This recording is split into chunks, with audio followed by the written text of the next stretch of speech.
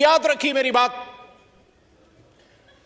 मैदान करबला में आर्जी शिकस्त जरूर हुई थी हजरत हुसैन रज़ी अल्लाह तआला अन्हु को, लेकिन दुनिया उनको याद रखती है।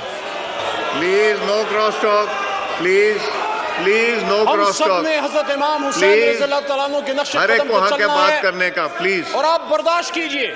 मैं आपके नारे, आपकी हुटिंग, आपकी खुशियां बर्दाश्त की है मैंने, और हम सब हजरत इमाम हुसैन रज़ी अल्लाह तआला अन्हु के पैरोकार हैं।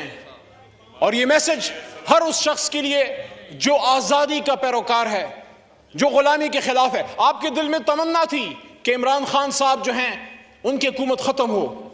इंशाअल्लाह इस कुर्सी पे मेरा लीडर एक बार फिर आएगा, इंशाअल्लाह इस कुर्सी पे इमरान खान साहब फिर आएगा, अवाम की ताकत से आएगा, 2/3 से आएगा।